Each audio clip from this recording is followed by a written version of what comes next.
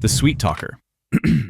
This type of coworker always appears with a bright smile, holding a cup of coffee for you and saying things like, "You're amazing. No one does it better than you." You laugh, your heart beats fast. Okay, just as scripted, his next line was, "By the way, could you help me finish the report this weekend? It only takes a little bit."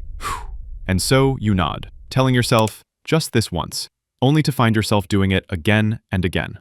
Don't mistake this for mere kindness. This is dopamine manipulation.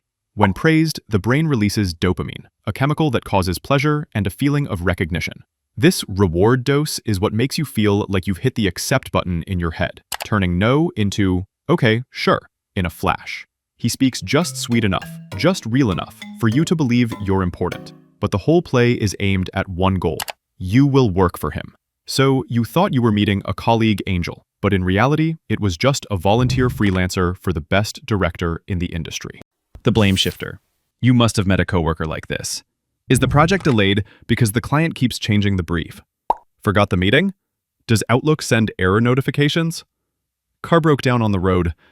This city's infrastructure maintenance is terrible. In short, all the troubles at work are never his fault. In the mind of the blame shifter, blaming is not an impulsive reaction, but a self-defense mechanism of the brain. Science calls this the default mode network, the self-defense system. When criticized, this area flares up like an emergency mode, quickly seeking external causes to reduce feelings of guilt. In the short term, it helps them relieve stress. But in the long run, the brain also learns a dangerous habit, never looking at the real mistakes to correct them. The result? They became masters of crafting scenarios to shift blame. The more they are pushed, the more creative they become. The mini boss. Managing a team of only 3 people, but with the demeanor of a corporate CEO. Even a regular meeting was turned into a power exercise by him. He spoke in assigning tasks, emphasizing deadlines, and interjecting a few sentences that sounded like ultimatums, such as, "I need this done by 5 o'clock, no discussion." Behind those seemingly professional commands lies a reward mechanism in the brain. Science shows that controlling others strongly activates dopamine, the chemical that brings a sense of excitement. This excitement, for some, can be compared to the feeling of winning the lottery. It was this power dopamine that made Mini-Boss addicted to giving orders, even though his sphere of influence was as small as a meeting room. The Helpless Pro.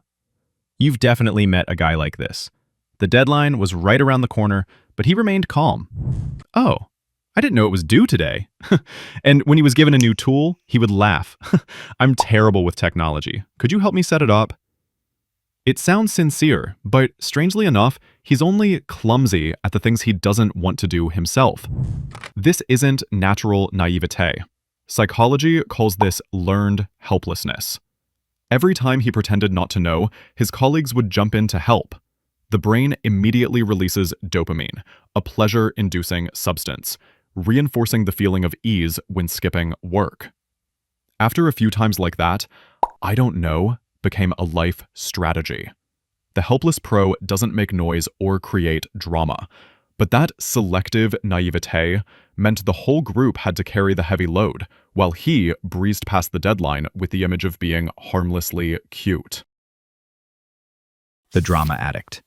As soon as they walk in, the atmosphere immediately becomes as tense as a stretched string. A normal email? They read out the hidden meaning of assault. A little suggestion? Turn into this side against the other side. They whispered by the coffee machine that HR was preparing to cut staff. And then the news spread that the marketing department was about to be broken up. For them, every day at the office is like an endless Netflix episode.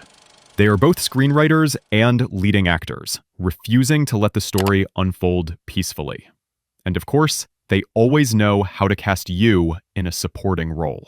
The danger is that they are addicted to chaos. Their brains are used to cortisol, the stress hormone.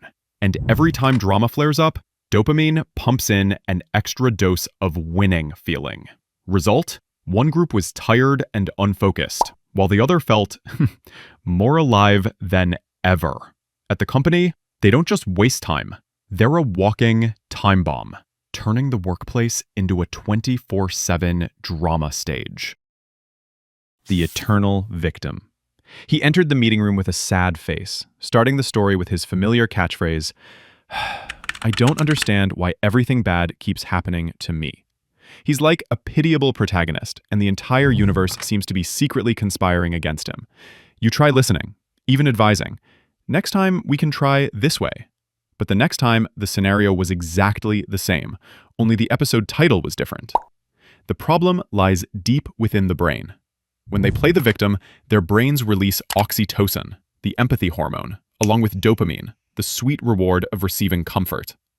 These two substances combine to create a form of emotional addiction, turning each complaint into a reward. This is precisely what makes them unconsciously seek new tragedies to maintain the main role in their story. And you, if you're not vigilant, will become an unwilling spectator, or worse, a supporting actor in that endless, sad film. The saint in disguise. These people open their mouths with sentences that sound like they're taken from a textbook. I just want everything to be right. I just want what's good for everyone. It sounds noble, but strangely, that right always coincides with you having to listen to them. There was no shouting, just a quiet, slow, but enough to make you feel like you were standing before an invisible court of morals, where they were the judges and you were forever the guilty party. The explanation for this is very simple. When they believe they are superior, their brains release oxytocin, the bonding and pleasure hormone, creating a feeling of euphoria similar to an addiction.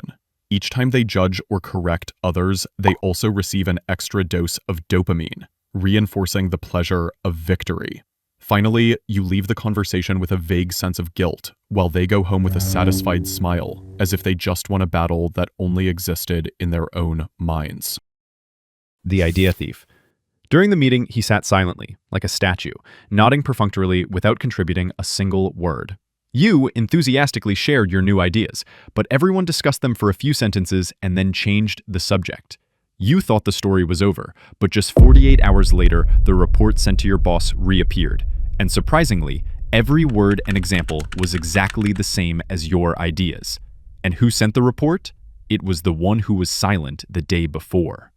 This isn't just a simple case of forgetting to cite sources. From an evolutionary perspective, this behavior stems from the primal human instinct to acquire resources. In the past, obtaining food or territory was synonymous with survival. Today, food has transformed into ideas and achievements.